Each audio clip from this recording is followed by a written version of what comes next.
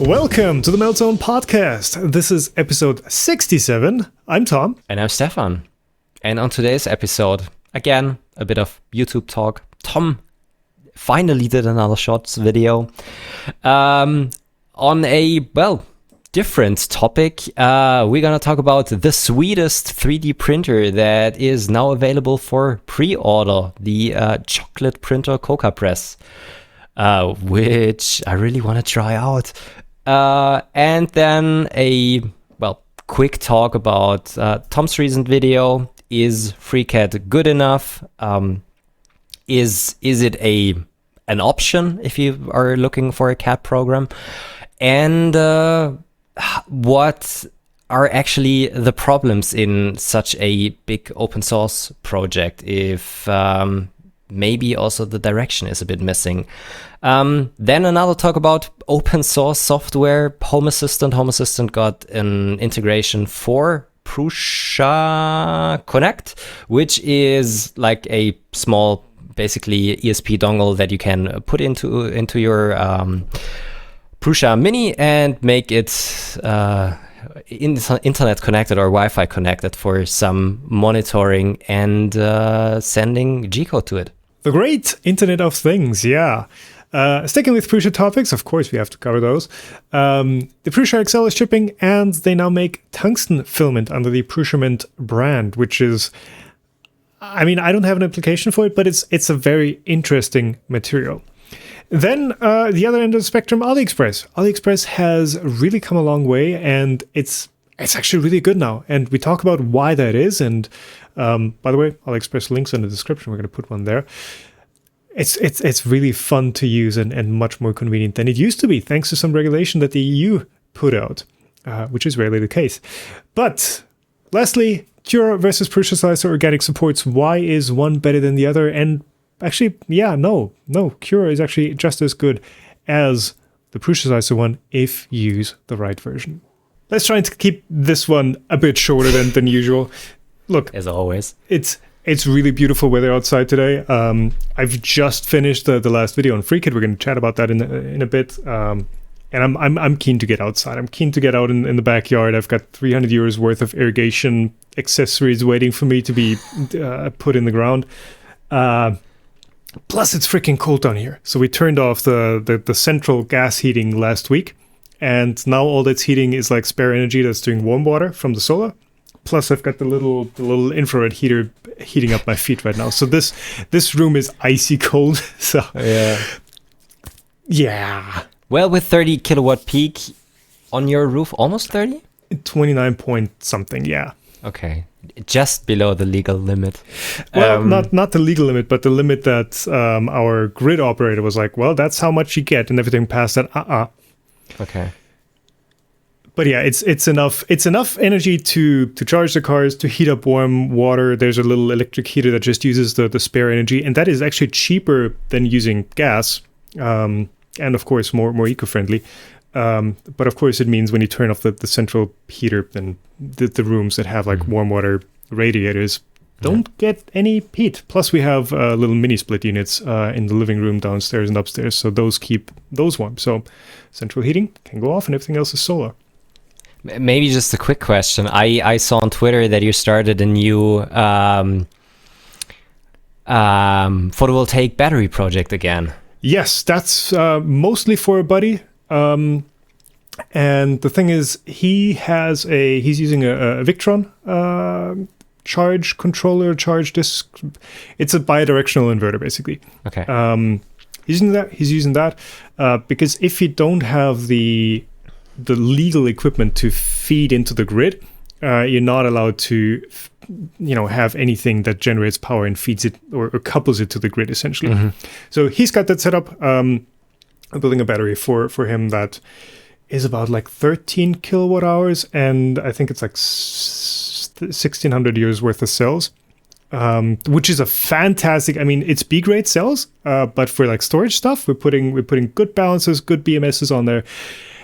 Like it's become super affordable. Plus, you can actually get those battery systems ready built now for not much more than the components cost.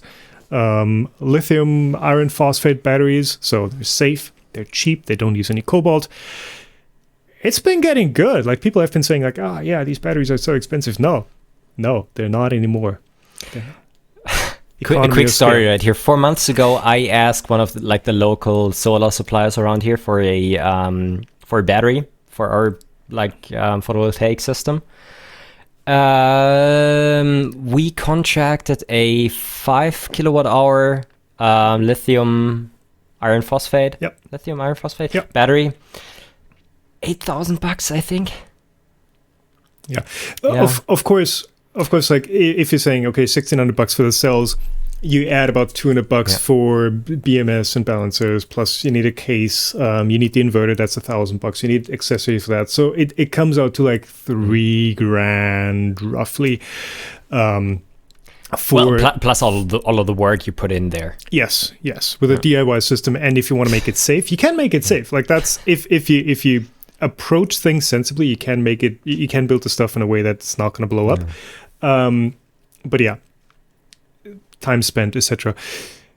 The thing is, I spent, I think, $10,000 for my 9.8 kilowatt nominal storage system about 5 years ago. So just looking at how those prices have come down is really impressive. Yeah. The problem is, so like 4 months ago, we contracted them. We still didn't hear back. Or I just had a phone call with them yesterday. Yeah, the parts are in back order. We don't have enough guys. And supply is a problem at the moment. And also the guys just installing that stuff. Yeah, labor. So I was actually hoping to have the battery installed like before Easter, because I told them that I don't need it in winter because I anyways don't have any leftover energy. Yeah. But now when like spring is starting, it really pains me to just see that I'm feeding all of my nice energy into the grid and need to buy it back at night. So. Yeah. Maybe one thing that is probably going to get commented to us, like the fact that I'm using my good solar energy for like heating. It's like the most wasteful way of using electricity. I'm using an electric resistance heater for my warm water. What I'm mostly trying to do as an influencer, I'm trying to show that these solutions are there, that it's possible to basically from March to November, we don't buy any power from the grid. That it's possible to power your life with renewables. My EVs, like, yeah, it's totally. We just talked about taking a trip to Prague. Totally viable. Like with a 50 kilowatt hour battery, even less net capacity. Totally viable. Not an issue at all to take trips. But I know that, like, in the grand scheme of things, me saving emissions just means that, like, the overall emissions budget, somebody else is going to make going to use those emissions or cause those emissions in return. So it's I know my actions don't make a difference overall, but what I'm trying to do is to show that it's possible and to create acceptance for those solutions. Like the typical, EVs don't have any range, you can't actually go anywhere, they're always empty. No, that's not how it works. I'm trying to show that these are viable solutions and hopefully create acceptance for the change politically that's needed and regulatorily that's needed in the end. So yeah, that's the goal, and that's why I don't have a bad conscience using electricity that's coming from the roof to heat my water, even though there would be more efficient ways to, and overall it would be better to feed it into the grid, because then I get it, but in the grand scheme of things.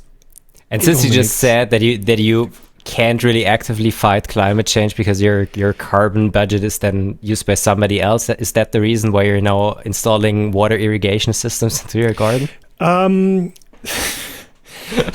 No. Okay, so we have groundwater here. We have a pump in the ground. We've got raised beds. and we're just growing vegetables. And having a controlled irrigation system with like I'm using I'm basically the commercial standard irrigation systems. You've got like little micro drippers using. You need some water to grow vegetables and to grow. We've got fruit trees and stuff in the backyard. They need some water in these summers when everything gets hotter and drier. They will need some extra irrigation. And having a control system in there is the most efficient way to use the water that we have.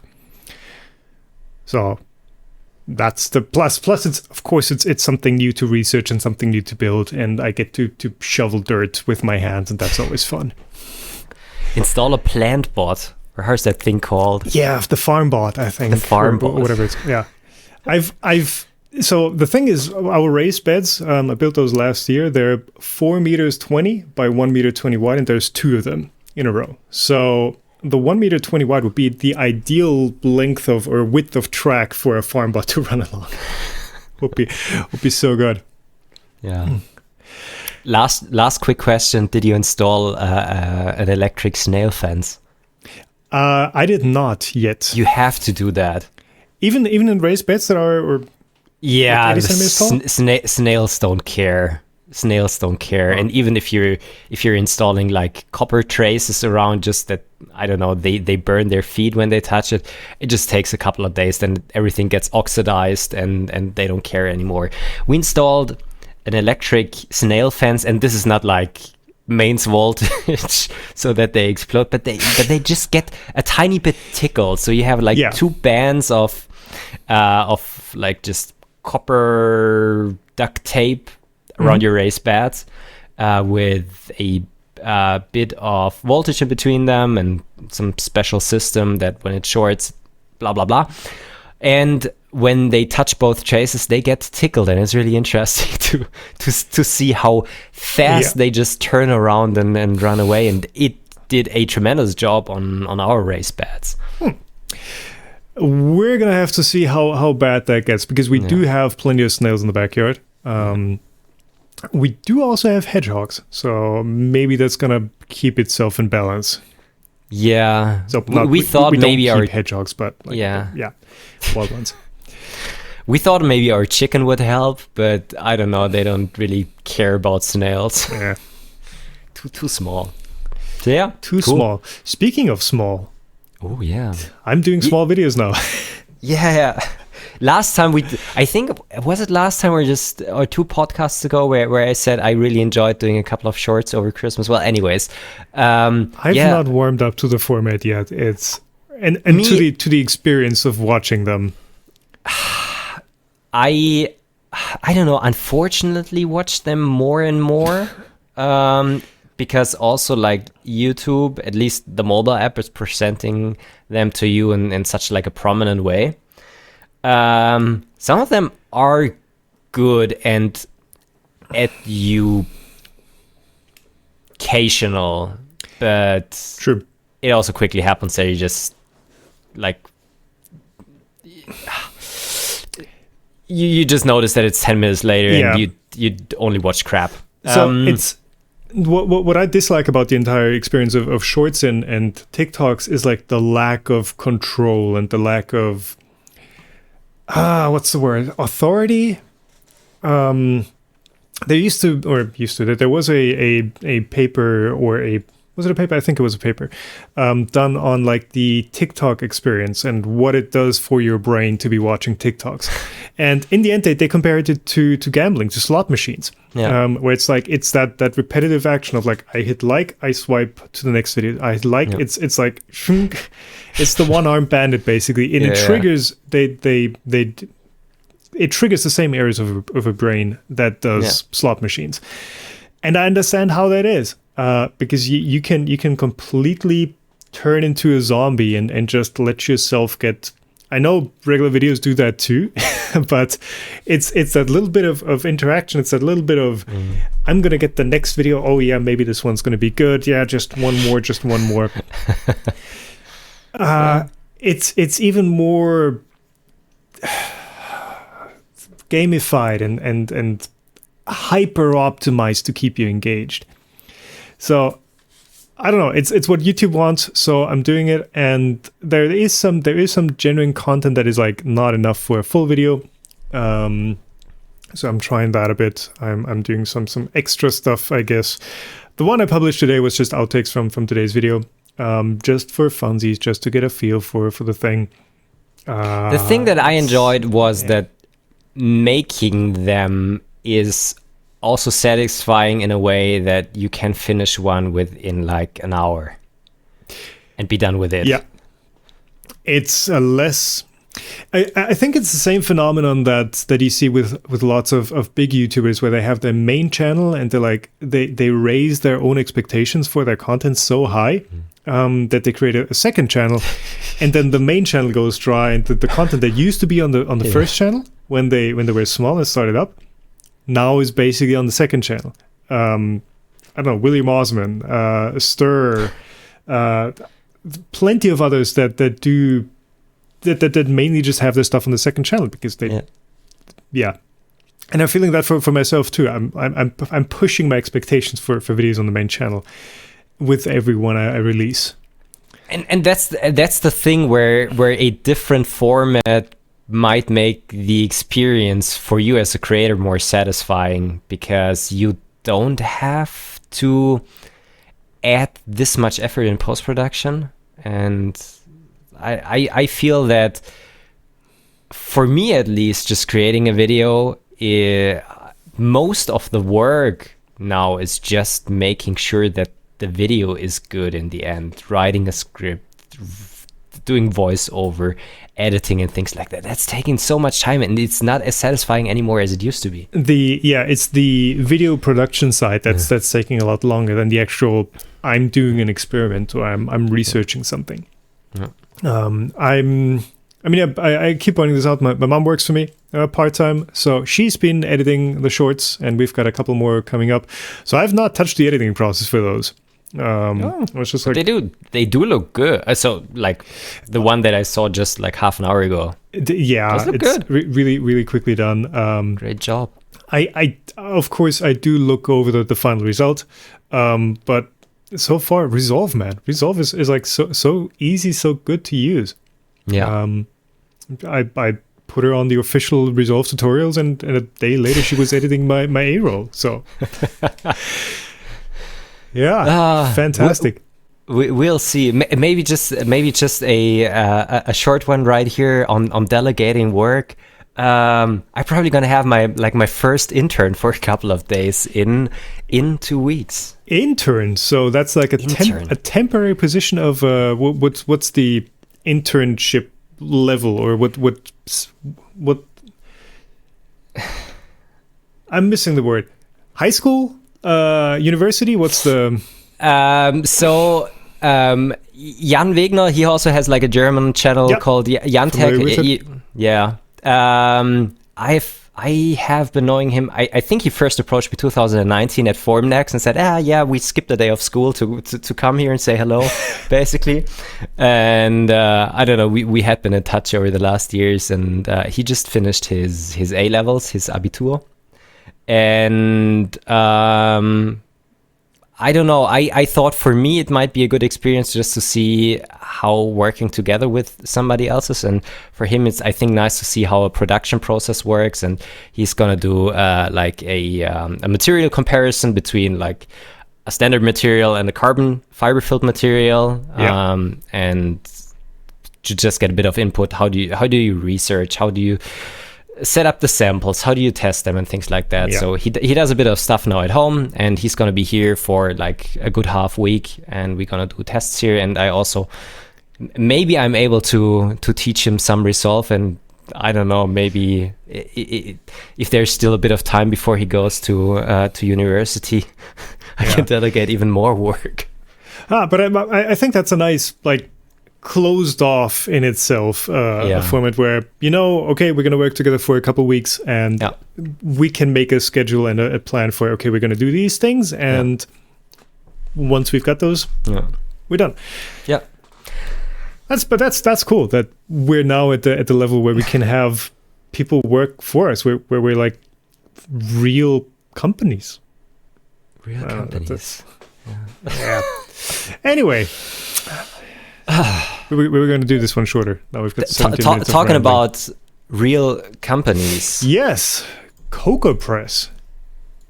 So CocoaPress is a chocolate and an actual chocolate printer. I've reviewed the Mycosini Choco printer, which was not chocolate.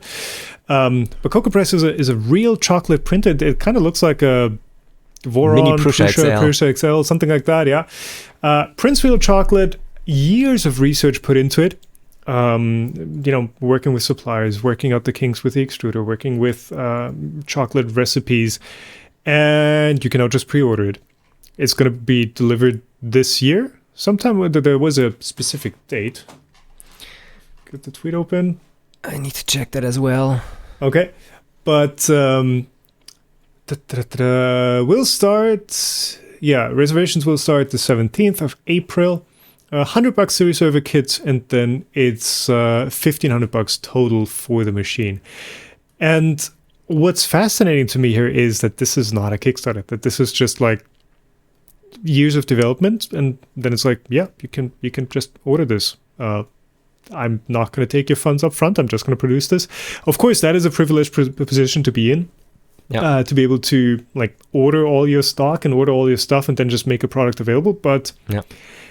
It puts perspective on why like massive companies, especially in the 3D printing space, that have years of selling products and have cash in the bank, need a Kickstarter. And then Haley Rose is just like, yeah, no, I'm not going to do one. It's really cool. So if you're looking into like new ways of 3D printing, and look, the prints look really good. They do look really good. It literally looks as good as a PLA print. Like the recipe and the process is so tuned in. But yeah, if you're looking at something like that, whether you want to print like the classic cake toppers or just something to experiment, maybe check that out. This is not sponsored. This is just something that I think is cool. And I've briefly met Elliot at Earth last year, not this year. It's a good project. Yeah. I also really need to talk to her when I am in Denver. I've seen her at the Midwest Red Bread Festival last year, but I don't know, I was so busy. And well, since my channel is called CNC Kitchen, I need to buy a chocolate printer. Yeah. And I think this would be the first printer my wife really approves. And that's probably one you'd keep at home, right? Yeah, just next to our Thermomix. Have the chocolate printer there. Perfect. Yeah, so just a quick shout out there. Yeah. Maybe also an interesting thing. Talking about Kickstarter, have you seen the like DIY EDM machine?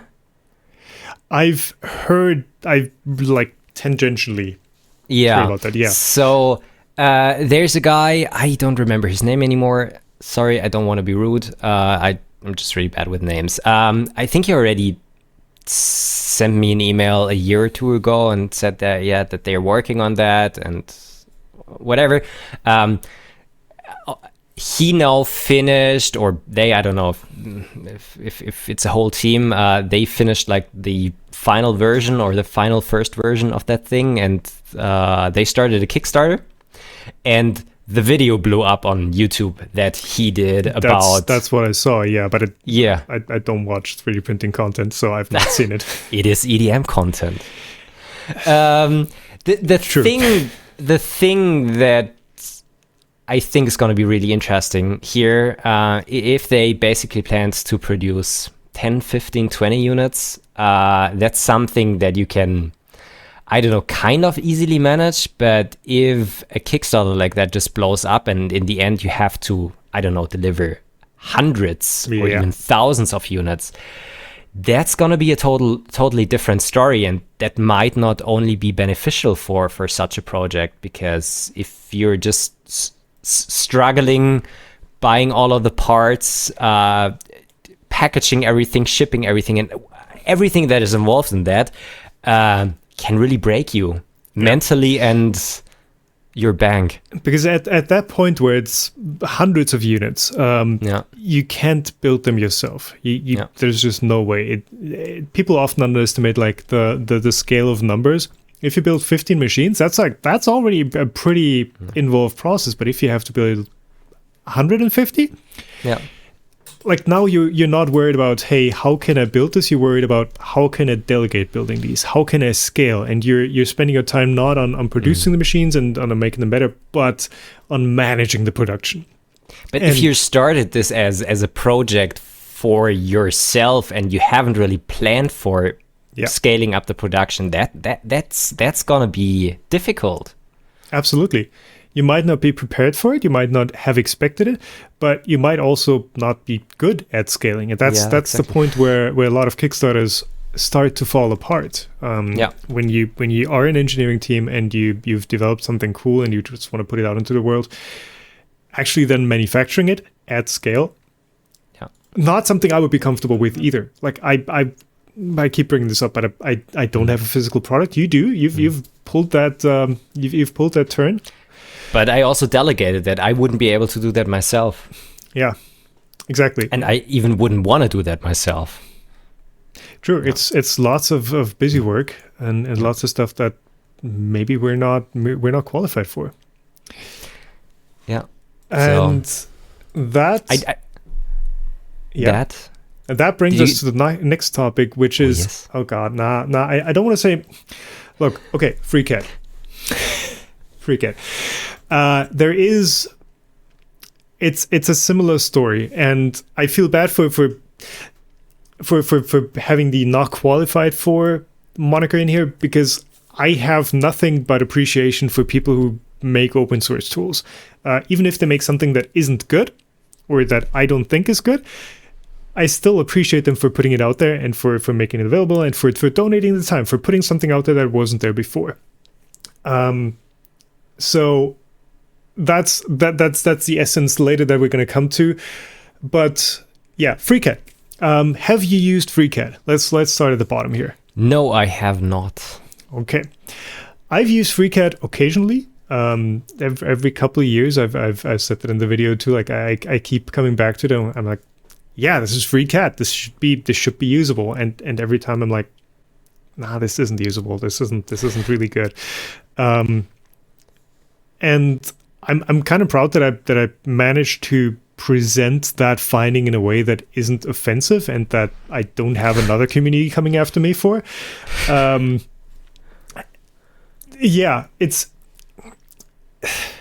the same sort of idea. It's a group of developers, programmers, who are good at programming stuff. They might not be as good at organizing, prioritizing, and sort of the leadership, the direction thing. FreeCAD does a lot of things. It does a lot of different things, but none of them are at a level where it's like, yeah, this is actually going to replace another tool. This will be the prime choice for something. And you've brought up Blender as an example there. Is it something you've used? I've used it. I've used it in the past. Okay. Yeah, it's a great tool. And Blender used to be the same way. Blender used to be quite a mess, and it used to be built in a way where you would need to know the ins and outs of the tools. You like this literally not big enough for all the shortcuts you need to remember, all the hotkeys you need to remember for Blender. And they did turn around. They had some Blender, by the way, is a totally different scale to FreeCAD. It's a couple people working full time on the project, a couple people working on animation stuff it all the time, actually using the software, giving feedback to the developers. But the Blender Foundation, I think it is, that's a place that put direction on or to the project, added that sense of, hey, this is the way that this program is going to get developed, and we're going to prioritize these things and deprioritize these other things, so that this core experience is actually something that is worth using and that is like the number one choice for this job. And Blender legitimately is, I think, in every bit as capable as some of the other professional rendering animation tools out there.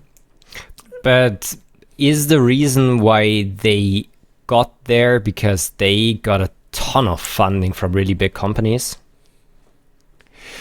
It was so Blender was at a point where it was like good enough if you knew the tool to productively use it.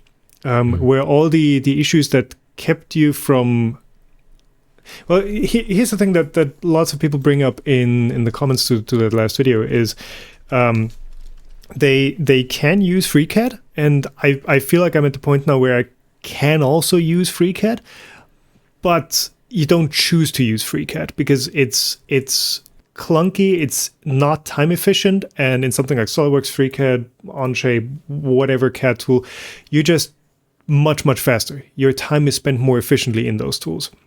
And Blender kind of managed to get past that. Once you knew the tool, you were really fast with it. You could do everything you needed to do. And that showed potential. That showed that, yes, there is a good tool in here. We just need to like grind out that core.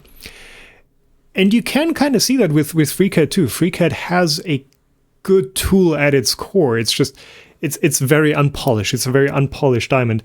And there is a FreeCAD Foundation too that has some funding that, for example, has rewarded the Real Thunder branch $1,000 for implementing some fixes around the topological naming problem and UI, and they awarded that project some cash. So that for FreeCAD could be that leadership that the project needs. It is currently, from what I'm seeing, it's currently developers that are working on the project that are also in that foundation. And I don't see that direction, that leadership in there yet. Because after all, it is all volunteers. So you can't tell volunteers what to work on. Yeah, I've put in there Mozilla as like a counterexample, or as the example of, hey, we have leadership in here now. We're now a company. Mozilla, I don't know.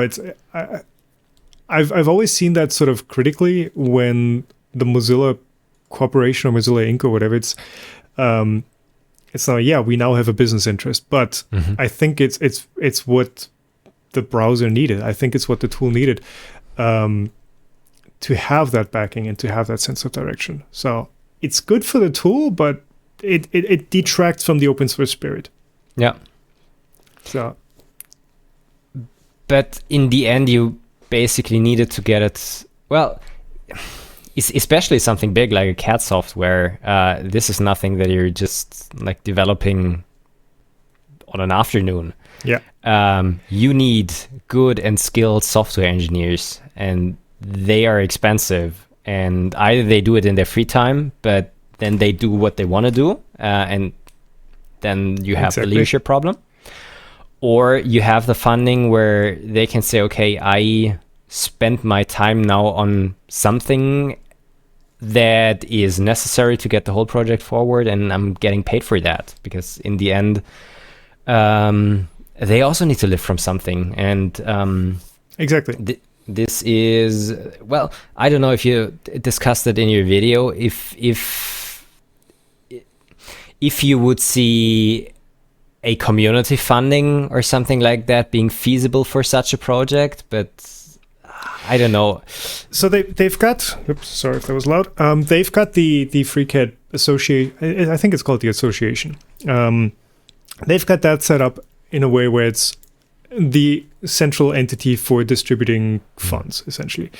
I think what would encourage people and companies to spend their money on that project is actually having something like, hey, I'm going to donate 10,000, 15,000, probably not enough to even pay someone for a month, but yeah. I'm going to donate X amount of money, and it's going to go towards these features. It's going to improve the software in these ways that I need, with a company, not me as a person, but like me, some company says, okay, I've seen this tool. It needs to change in these ways to be suitable for our workflow. And being able to say, okay, here is $200,000. Make it usable for our job, and we're going to save licensing fees. I mean, that's like a year worth of CAD licenses for a team. Yeah, so, exactly. That's what I wanted to say. Even though $200,000 sounds a lot, but if you ever like tried to license CATIA, Creo, and I don't know, Siemens NX, it's just peanuts. Yeah. Whenever a site has a get quote button instead of a price up there, it tells me, hey, we're actually ashamed of our prices and of how much we charge, so we're not going to make it public. We're actually going to put it behind an email wall, and we're going to first feel you out whether you're actually a customer before we tell you how much we're actually charging you.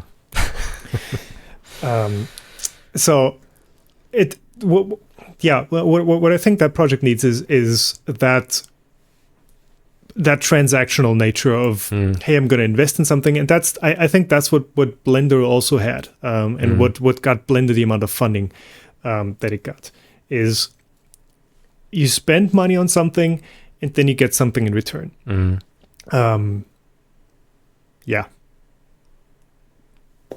We'll see. Yes, as I said, I don't know. I was taught to use CATIA in university, and ever since then I used like professional CAD software, and it would always be really hard for me or really inefficient for me to use something different. And if I do have access to, I don't know, Fusion 360, Onshape, or whatever, I will be using that because my time is valuable in a way, and so I try to use the most efficient tool. But somebody else who might also be really into open source software and might not have the background, for them it would be nice to use a tool that is really free.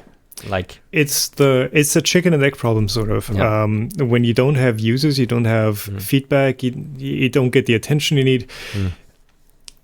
I mean, I've done the same cycle too. On other things, I've spent 3 years of my life on Linux, exclusively just erasing Windows from everything and just running Linux on it.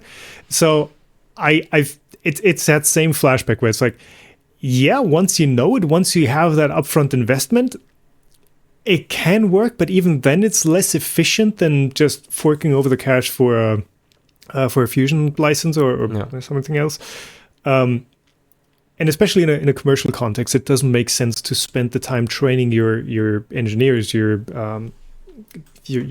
employees on a new tool that is then going to be less efficient versus just forking over the $500 a year for a Fusion license, or $2,500 for Onshape, whatever. So there needs to be again a clear, this is worth doing, and this is worth investing in.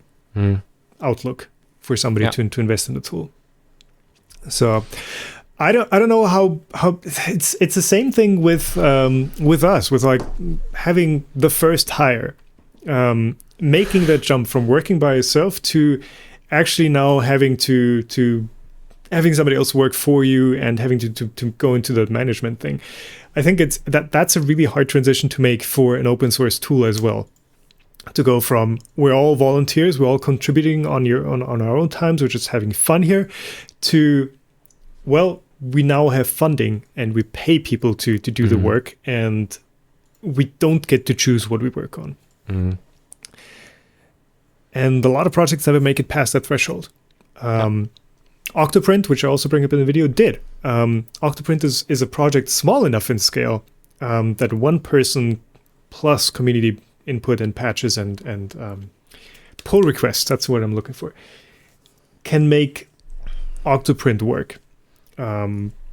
So it's difficult. Like I acknowledge that this is not an easy task to do, and the ask of pushing FreeCAD into something that can actually compete with the big boys, that's a really tricky transition.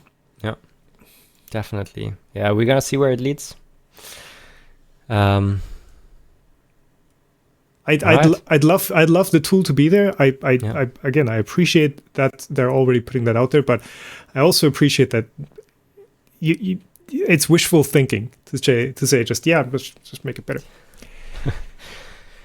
Talking about other open source software, Home Assistant. Yes, quick one. Integrations. I run Home Assistant. I run it as well. though I don't make much use of it. I'm using it as a graphing platform. I'm slowly moving over to Grafana for that. Grafana for that.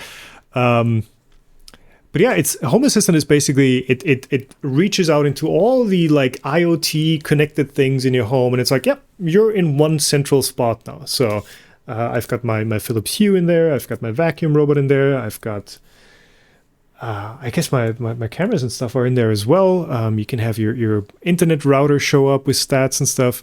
I have a ton of like just humidity and temperature sensors all around the house, and sensors on my window that I don't forget to close them at night and things like that. Data. Data. It's really nice. And there has already been the possibility to integrate Octoprint also into Home Assistant, so that you get stats into Home Assistant, but you could also get just a notification on your phone once a print is finished. Once a print is finished. And now there's also a Home Assistant integration for Prusa Connect. Home Assistant. You don't see much, but yeah. Just to prove that I'm actually running it. Yeah. So Prusa Connect does it also work on a Mark III? Well, the Mark III doesn't have anything built in that could communicate. There used to be the like Raspberry Pi W thingy in the back. The W? Zero W? Zero W. Yeah. That which wasn't really powerful enough to properly run Octoprint. Well, but anyways, the Prusa Mini, you can just basically plug in a small ESP module and get it Wi-Fi connected, Prusa Connect. I think it was announced like right away when the Mini came out, but it never really did a lot, and it never really replaced Octoprint and things like that. But I think over the years they improved it quite a bit, and now it's quite well working. I haven't tried it myself on my Mini that I have right here, but basically you have a small web interface where you can at least monitor the printer, probably even upload G-code files and things like that. And you can integrate them in, or you can integrate your printer now into Home Assistant for notifications and stuff like that. Yeah, if you have stats. I mean, Home Assistant is also something that you could run on like just a big dashboard, where a tablet you park in the corner of your room somewhere, and you just have your house stats, and that would work for that too. For the Mini, you actually need an extra little ESP module that you plug in. So it's just an ESP8266 that you plug in, right? Yeah. Standard thing. Okay. Those things cost like $2. So I'm kind of curious why that wasn't included in the Mini, though I guess cost saving, you need to penny pinch. And the thing is that it would have needed to work right away once you delivered it. Well, I don't know. For example, the CW one, Prusa's resin printer, has Wi-Fi built in. It has always had Wi-Fi built in. Yeah. But the only thing it did was to show basically a status, super limited status information when it first launched. But that's a $1,500 printer compared to one that had to be cheap. Yes, but it's a $1,500. Is it only? I thought it was more expensive. But it's a way more expensive printer that has features that don't work out of the box. Yeah. So I guess it would have been more acceptable on the Mini, I think. Yeah. Yeah. But it's and of course, so Prusa Connect doesn't just integrate with Home Assistant, it also integrates with PrusaSlicer. Obviously, you can just straight up send your files from the slicer to the printer. And that's been super convenient. Not with Prusa Connect, but it also supports Octoprint and Doit. I've got my Voron on the table here. I've been using that recently a bit more, and that's just a super convenient feature. Having your printer connected and just straight from the slicer, being able to say, "Hey, send this to the printer, start printing." Fantastic. I'm enjoying that as well. Maybe talking about Prusa. Prusa XL started shipping. At least some units started shipping. So I also pre-ordered my Prusa XL on the first day when they announced it, and I thought I try to make sure that I'm really early. They already sent out emails to like the first pre-orders, to the first people that did pre-orders. I think they said only to the guys that ordered in the first couple of minutes, because they don't have that many units at the moment. But yeah, they started shipping. And it's also interesting to see, I think finally the embargo or the NDA dropped, and at least on Twitter, people showing images and images of their Prusa XL beta units that they have been testing, and in order to make sure that the units that are shipping now are working quite well. Yeah. So I don't know, I've not been that active on Twitter, which has been really good for me, but so I might have missed that. So yeah, but that's good. I've not seen a ton of people showing off their final XLs yet. The blog only says we're ready for shipping. I think they just started shipping, so probably even they might only have received them like right now this week or at the end of last week. Yeah. Right. But in general, that might be a discussion topic for a future episode. Like where does Prusa need to position themselves? Are they still capable of being like the innovator and feature leader as they were with the Mark III, or are they now at a point where they're so late with the XL? The XL is over a year late. Yeah. Something. Yeah. Where they're really now just playing catch up. So that's when the time comes that can be a discussion topic for another one. Yeah. What they also announced is tungsten filament. Which seems random. Which seems random, and first I checked my calendar and thought maybe it's like the 1st of April. Yeah, it's not just quite. An April Fool's joke. Not quite, yeah, but they have tungsten filament, which is 70% by weight tungsten. I mean, that's not hard to do. That's like a spoonful per roll of tungsten, because tungsten is like one of the heaviest metals. I think it's almost as heavy as gold. Also, one of the reasons why some fake gold bars have tungsten on the inside, because then you don't directly realize that you're getting scammed. Yeah, it's close enough that even weighing them and using the volume doesn't. It's not that suspicious. Well, anyways, it wasn't an April Fool's joke. The use for tungsten filament is not due to strength reasons or just visual reasons. It is for shielding against radiation. And who would need that? I feel like certain places in the Ukraine might need some tungsten shielding if things keep going the way they're going. So they have they released a blog post, and they were talking about shielding for syringes, for not radiotherapy, with technetium 99M, which is a contrast fluid for MRI. Yeah, one of the scanners. One of the scanners, which is, well, of course, emitting radioactive radiation. That's what I was looking for, and they're able to print shields for that. Since I'm not that deep into that field, I of course don't have that insight, but there seem to be applications for something like that, and I haven't. Tom Scott recently did the video about the pneumatic tube system that's like a couple kilometers long, runs under the streets of under the roads of a city. That is one of the main purposes. Is like they freshly produce the radioactive material in some collider. I might be misquoting this, and then they send it over by tube to the hospital where it's then freshly used. And I guess that sort of stuff, that's where you would need shielding.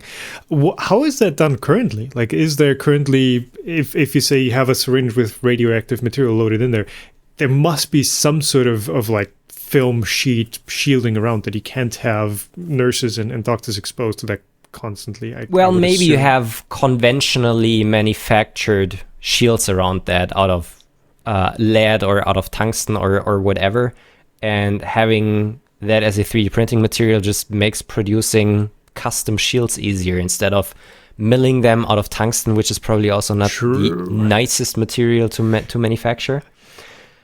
I guess that would be one of the reasons. Yeah. And for shielding stuff, like, you don't need, I guess tungsten you could use with laser sintering or that sort of a process. But you don't need the strength and the high infill ratio, the high packing ratio of tungsten that you would not get from a basically a filament that's filled with tungsten. Yeah. So it's expensive though. yeah, tungsten is expensive. And the filament itself, like the 1 kilo roll costs $300 or something like that, and 1 kilo is not like a full obviously. spool of material. It's just, I think it has a density of 4 when it's printed. So it's just like 250 grams of PLA material. Exactly, by volume. By volume. It's the same volume as 250 grams of PLA. Yeah. It's the same as with like copper and steel filled filaments. If you buy half a kilogram of that, then you're not getting a lot of material. You're not getting a lot of volume. I have a roll of the BASF Ultrafuse material right here, which is also like, I think also in the range of 70-80% by weight, 15.5 pH, just stainless steel. And it's interesting if you just touch the roll. You want to pick it up from a table, and you kind of know how heavy they should be, those rolls, and you just it weighs like 2.5-3 times as much as normal filament. It's really interesting. Yeah, cool stuff. I mean, I don't particularly have an application for that. No, me neither. Even though, I mean, we in just 3 weeks or so, they're gonna disassemble or shut down and then disassemble the ISAR-2 nuclear reactor. And you want to get some old fuel rods, some depleted uranium, and try it out? Yeah, I don't know. So I mean, obviously this is. I've had the reactor there my entire life. It's been on this skyline on the horizon. You've seen the plume like pretty much every day. So far, it's been pretty safe. There's only been minor incidents, not accidents, incidents. Though minor with a nuclear reactor also is usually not that great. But so far, it's been pretty okay. And overall, it's been safe, and I don't expect anything to go wrong with it shutting down now. Yeah. So yeah, no current reviews of tungsten filament coming in. Nah. I mean, it's especially it's a very interesting material, just properties wise, but it's such specialty use and so expensive too. Yeah. You put in there so on the other spectrum, you put in there Aliexpress. Yeah, Aliexpress. I already asked you before. Have you ordered from Aliexpress the last couple of, I don't know, weeks or months? Yeah. So Aliexpress. I feel like I'm talking a lot here today. I feel like you're barely getting. I think you want to get through the podcast that you can get outside. And the weather's already turning worse right here. Yeah, Aliexpress.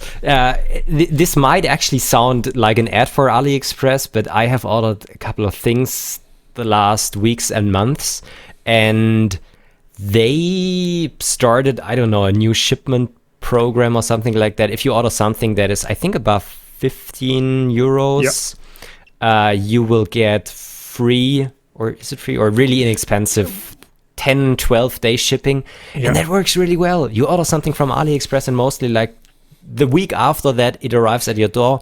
No import fees. I think they import everything as bulk, and then ship it out.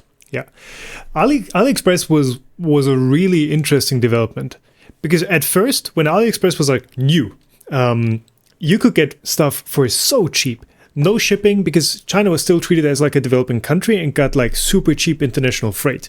So those 20-cent shipping fees for like a small parcel, that literally was less expensive than if I was to mail something to you.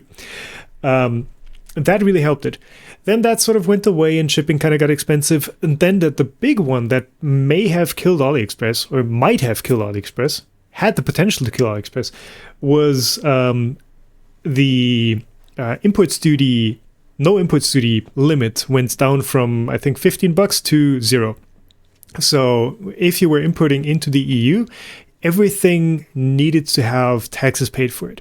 That is, VAT, I think, was still like at $20 or something, but everything below that, you still had to pay taxes. And the German mail, Deutsche Post, is such an, I don't have a beep button, but this would be a good time to use it. Company that, so if basically what they do, they import it for you as your shipping company. They pay the duties in your name, even if it's just 20 cents or something that they paid. And then they charge you $6 as like a loaning fee. So you buy something for like $3, it gets imported by DHL. They pay 20 cents worth of import fees, and then you pay $10 in total for the thing. And at that rate, it was just not viable to import anything anymore. It was literally, there was no point ordering from AliExpress. Yeah. But then AliExpress did what you mentioned, the AliExpress shipping, which is basically they bulk up your stuff into a big package, and they do combined shipping. So if you buy from multiple sellers on AliExpress, the sellers ship it to the AliExpress basically shipping center. AliExpress puts it into the brown or the gray trash bag, ships it in their name, does all the imports, or basically, I guess, puts that in a big bag, and then imports that stuff as bulk, pays the fees, pays the duties, pays value-added tax, and then from within Germany ships it out to you. And that process is working so well. Yeah. I think they're actually not importing it in Germany, because when I usually get the messages where they are, it's usually in like Czech Republic or Poland or I don't know. But really still, matter, it's within the European Union. I don't know how it is with the US, if this is also something that's offered there. But it made ordering things from AliExpress so nice and convenient recently. And as I said, this sounds like an ad, but I really enjoyed it, to be honest. Yeah, and I guess I also have to say, like, when AliExpress was new and you paid almost nothing for shipping, it could be like 4 months until stuff arrived. So what I used to do, as a poor student, I just ordered stuff that looked interesting. Like, hey, a couple Arduino boards for 60 cents a pop. Like, let's just order 10 of those, and I'm gonna have them when I need them eventually. Yeah. But now you can actually use it for projects. You can actually buy stuff, and it's gonna show up in a week. So yeah. I was really into RC models and FPV flying 10, 12 years ago and something like that. And you ordered stuff from AliExpress, and then between like 2 weeks and half a year, that was usually like the time duration that the packages took until they arrived at your door. And every just other day something else arrived, and you didn't even know what was in there, and sometimes you didn't even know that you ordered that at some point. Yeah, it was a different time. It was interesting, but I'm glad those times are over, because it could really take the pace out of a project if you started something and you ordered parts for it, and by the time the parts arrived, you really you didn't have that drive to do that project anymore. And now it's like, you order something, you think the rest of it through, and by the time the parts are here, you can get started on it. So thank you, EU regulations, for making this a much better experience, and for making Chinese sellers much more viable. Yeah. Though, I mean, stuff has gone up in price. Like the 60 cents shipped Arduino stuff, not often there anymore, but it's still like half the price as if you buy from local sellers. Yeah.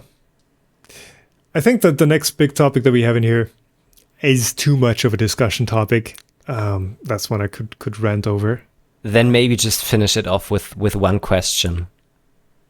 Yes. Yes. So I think I put a screenshot into our show notes, but somehow it's not here anymore. Somebody asked on Twitter after our last podcast where he said, "Yay, PrusaSlicer 2.6 is so great because it has organic supports now." And he asked, "Yeah, why is everyone so stoked about organic supports at the moment, even though CURA had them for years, the tree supports?" And I actually tried it out because I wanted to know, am I only shilling for Prusa, or is there a real reason? That's the entire reason our channels exist. Yeah, we have. How many Prusa topics did we already have? 3, 4. And we need to fulfill our quota, otherwise our cars are not paid for. Exactly. They're gonna come and pick him up if we. Yeah. My Lambo, my orange Lambo from Joe. Anyways, so I tried it out. So actually, there are currently 2 CURA releases with different types of tree supports. They have the standard tree supports that are still in the official branch, which had been in there for years now, and there was a Christmas release, special edition Christmas release or New Year's release, something like that. It was released right around that time, which already implemented an improvement in tree supports that was programmed by a guy who's, I think, actually located in Munich, and he wasn't satisfied with the normal tree supports, and he just did it differently, that you basically get structures what we are also seeing in PrusaSlicer now. So the reason why we see those structures in PrusaSlicer, because PrusaSlicer took everything that was in CURA, and I think also the improvements that the guy from Munich, whose name I can't remember at the moment, put them into PrusaSlicer and improved them even more.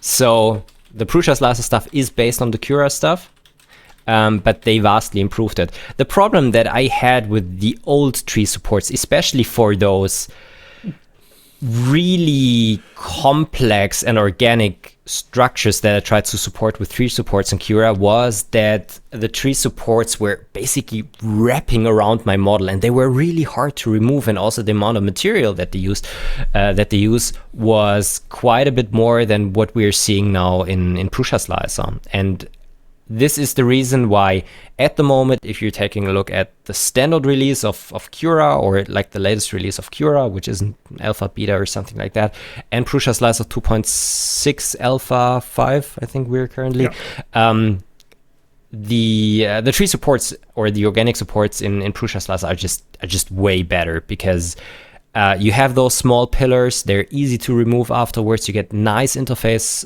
surfaces between like the support and your part. They're easy to remove, and they use less material. And we're going to see that in CURA as well. Yeah. So yeah. The beauty of open source, when it does work, it works great. Yeah. But again, this is something where there's a company behind it, both with CURA and with PrusaSlicer that sets the direction. Yeah. Yeah, and it's kind of beautiful that you're seeing this exchange of approaches and code. I don't know how much of the actual code is being shared, but just the code is mostly, from my experience, is mostly figuring out what the logic should be, and then the actual coding versus programming. The actual coding should just be like a mechanical task, more or less. But it's beautiful to see that these two probably drastically different slicers can benefit from each other's work. Yeah, PrusaSlicer has vastly benefited from like the tree supports and also the Arachne perimeter generator just recently, which is nice for everyone, but of course, I'm also asking myself how that's going to change with now the Ultimaker-MakerBot merger.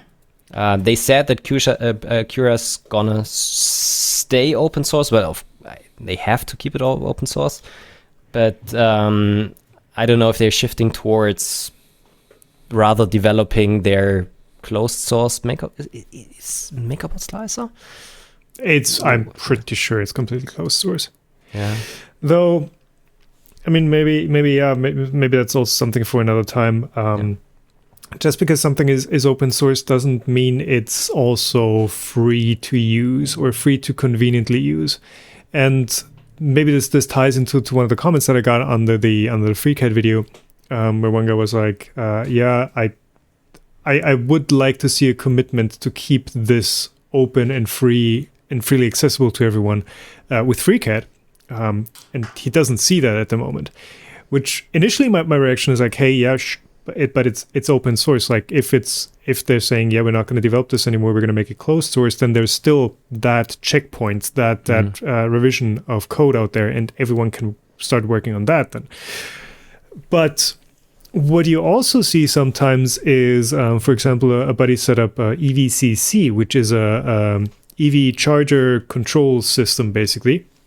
That looks at your photovoltaics generation and manages your wall box, your charger accordingly, and dims it up and down, is that you get a couple different makes and models of EV chargers included with the free version. But if you want all of them available, for example, the Go e-charger that we use, you need to pay $2 a month. And it's not payment, it's sponsorship through GitHub, and then you get a sponsor token, and then with that you unlock the full features. Then you unlock the full functionality. It's still free open source software. You could fork it, you could remove those checks, but in the maintained mainline version, there are checks built in that make you pay for features. So yeah, I could still be that if you're worried about CURA going that same way and going more closed down, that could be a system that they implement somehow. That yes, it's open source, and if you want the full functionality, either you pay for it, or you verify that you have a MakerBot printer. No, sorry, an Ultimaker printer. Capital M. Exactly. Yeah, or you have to use some unofficial fork that removes those checks. But then that's not going to get maintained, and it can only, every now and then backport essentially the changes made to the mainline slicer. Yeah. It's not as clear cut as it first seems. So yeah, we'll see how it goes. We'll see how it goes. For now, it's a good world to live in. Everyone profits, even those that don't give back. Anchor is now also doing a PrusaSlicer based slicer. Yeah, I can't make predictions there. Yeah. The only thing I know that I'm going to head outside now and dig some trenches for some irrigation. Because I'm freezing and I'm hungry and I want to get going here. So thanks for your time. Thank you for finding the time too, Stefan. I hope you're back on your feet after having to skip the last one. Yeah. With yet another COVID infection. Yet another, at least on my side. Good that your family is okay and didn't catch the bug too. But thanks to everyone for listening and also watching it on YouTube. If you guys have a question, leave it down in the YouTube comments or tweet to us at the Meltzone. If you want to support us, there are Patreon links down in the description. And I guess we're going to see you next time. Bye-bye. Bye-bye.